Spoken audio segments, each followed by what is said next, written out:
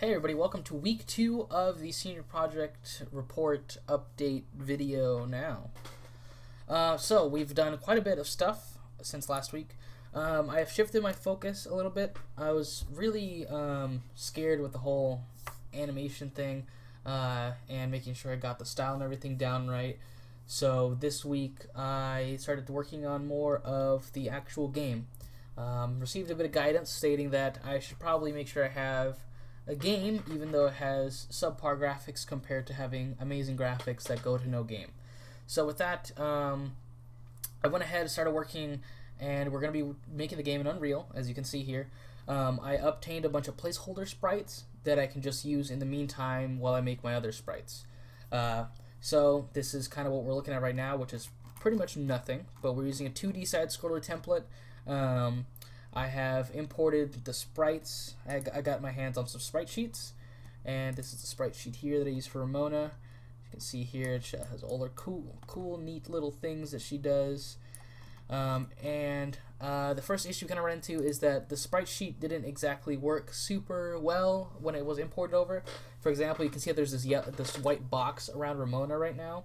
And some of our animations to extract it, when I tried to like auto extract the cells, it didn't register these individual small images as separate panels. So I had to by hand go ahead and pretty much extract every single pixel, which was just like draw a little box using only coordinates because it won't let you actually draw. And extract all these different panels so I can get a few animations, right? So far we have guard, we have idle, which is what you see now, jump,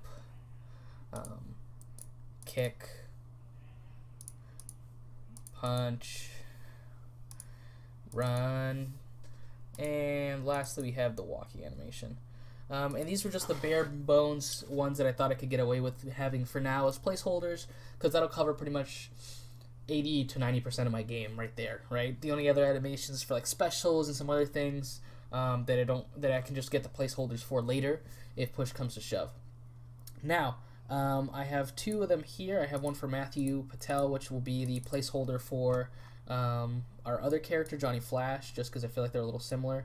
And Ramona will be the placeholder for Bubble Pop as we get their stuff done.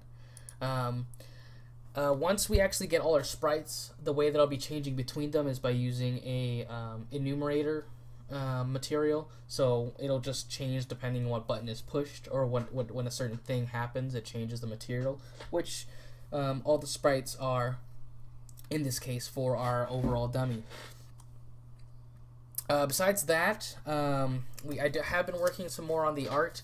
This is a rough placeholder sketch, or well, not really placeholder, but kind of idea sketch for whenever I start making the sprites. So that's the one for Bubble Pop, and then this one over here is for Johnny Flash. So this is similar to what the characters will look like once they have sprites in game in our whole project. This next week I'll be working a lot on making sure the game starts to be a game and starts to work as I work on doing the sprites as well. It'll probably be one day on sprite work, one day on actual development, and we'll go like that until we're done.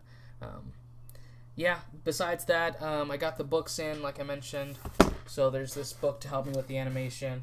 And then for the sake of making sure that I stay inspired, I'm starting to reread the series that inspires a lot of this game, Scott Pilgrim, which is what I have the sprites from, and I'll be doing that to make sure that I kind of find that essence in my game as I found in this book that I liked.